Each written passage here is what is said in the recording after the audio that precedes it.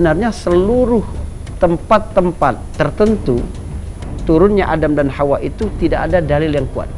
Jadi referensinya tidak otoritatif. Selagi tidak bertentangan dengan akal dan nakal, tidak bertentangan dengan logika dan tidak bertentangan dengan agama.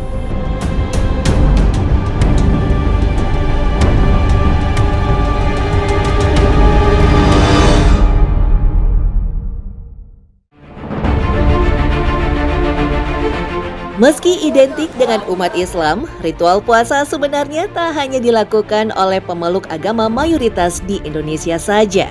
Salah satu suku yang sangat tersohor memegang teguh tradisi adat juga mengenal puasa sebagai salah satu ibadahnya. Ya, suku Baduy ternyata juga mengenal puasa Kawalu atau ritual tidak makan dan minum sampai waktu berbuka. Puasa tersebut dilakukan sehari dalam 1 bulan dalam rentang waktu 3 bulan Kawalu, yakni bulan pertama, kedua, dan ketiga dalam penanggalan Baduy.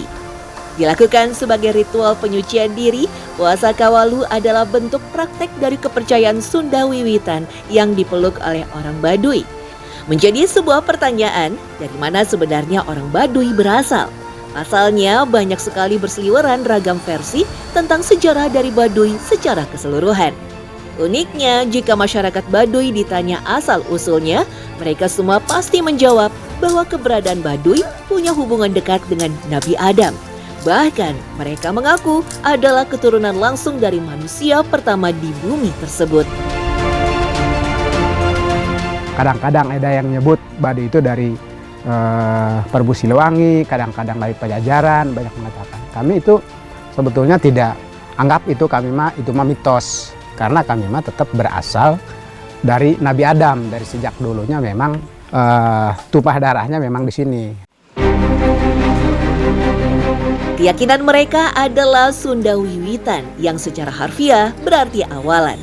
Dalam kepercayaan tersebut juga dikenal 3 alam yang melambangkan sang pencipta dunia sekaligus neraka.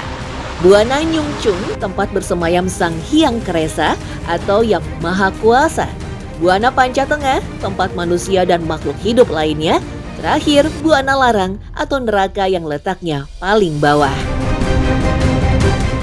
Jadi katanya kata orang tua, kata Amanhada, yang hulu kajungkulan, nunjang ke Balangbangan.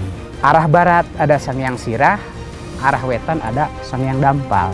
Dari Sang Hyang Sirah ke Sang Hyang Dampal adalah itu tulang punggung Gunung Kendeng. Nah, tulang punggung Gunung Kendeng itulah harus dijaga oleh semua pihak, bukan hanya orang Baduy, itu untuk semuanya. Lalu menjadi sebuah pertanyaan besar, apakah memang Nabi Adam pernah singgah di Baduy, bahkan sampai beranak pinak dan berkembang menjadi satu komunitas besar Baduy? Uniknya, riwayat tentang turunnya Nabi Adam di bumi juga memiliki beberapa versi. Satu versi menyebut Adam mendarat di suatu tempat yang disebut Dahna yang terletak di antara kota Mekah dan Taif. Sedangkan dalam riwayat lain dikatakan Nabi Adam mendarat di wilayah India sementara Hawa diturunkan di Jeddah. Bersamaan dengan mereka, iblis dibuang ke Dasti Maisan beberapa kilometer dari Basrah, Irak, sedangkan ular yang menggoda Siti Hawa diturunkan di Asfahan, Iran. Sebenarnya seluruh tempat-tempat tertentu turunnya Adam dan Hawa itu tidak ada dalil yang kuat. Jadi referensinya tidak otoritatif. Ya. Hanya beberapa berasal dari Israeliat atau riwayat dari dinukilkan dari Bani Israel, kaum sebelum kita itu. Tapi memang di dalam hadis Nabi itu kita tidak mengapa menukilkan itu selagi tidak bertentangan dengan akal dan nakal, tidak bertentangan dengan logika dan tidak bertentangan dengan agama. Tetapi justru kisah perjalanan pencarian 2 manusia pertama di bumi itulah yang menjadi misteri sampai saat ini. Tidak ada catatan yang pasti menyebut kemana langkah Nabi Adam ketika mencari pasangannya tersebut.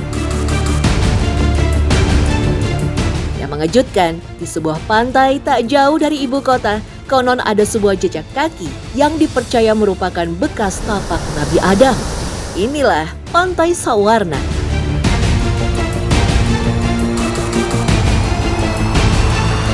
Masuk dalam wilayah Desa Sawarna, Kecamatan Bayah, Lebak, Banten, Kawasan Pantai Sawarna membentang dari Pantai Pulau Manuk pada sisi barat hingga Pantai Karang Taraje pada sisi timur. Salah satu ikon dari Pantai Sawarna yang menjadi destinasi wajib wisatawan tentulah Tanjung Layar. Berjarak sekitar 20 meter dari garis pantai, bentuk tebing ini sekilas menyerupai layar perahu yang menjulang tinggi. Pada bagian tengah tebing seakan terbagi dua dengan celah yang hampir putus. Di balik bukit tersebut terdapat bebatuan karang yang seolah membentuk pagar pembatas dan melindungi tebing tersebut dari terjangan ombak laut selatan. Beragam versi legenda turut serta dalam cerita asal-usul Tanjung Layar. Yang paling terkenal tentu kisah Sang Kuryang.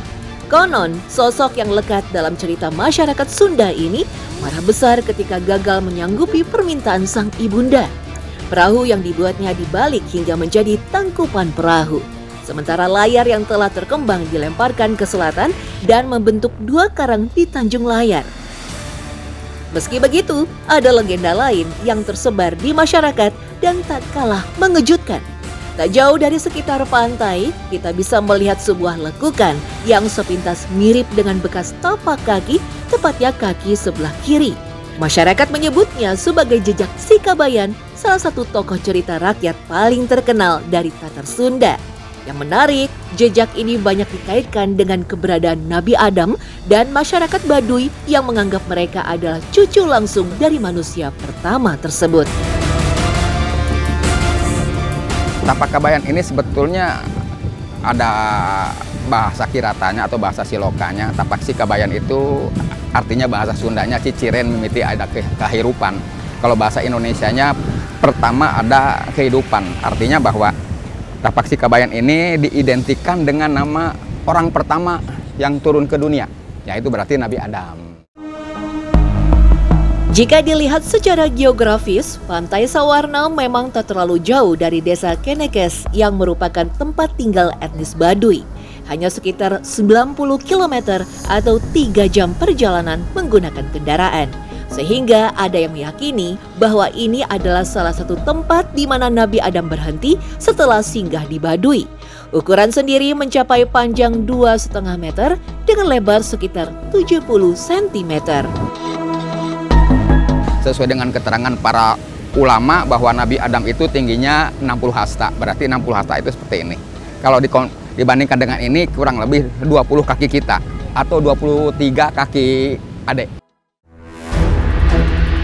Terlepas dari mitos tersebut, memang tak pernah diadakan penelitian terkait dengan keberadaan tapak kaki Kabayan tersebut. Semua hanya mitos yang hadir dari cerita tutur lisan. Menurut orang Baduy katanya bahwa Nabi Adam itu diturunkan di Gunung Kendeng, melangkah, ya, melangkahnya adalah tapak Si Kabayan itu.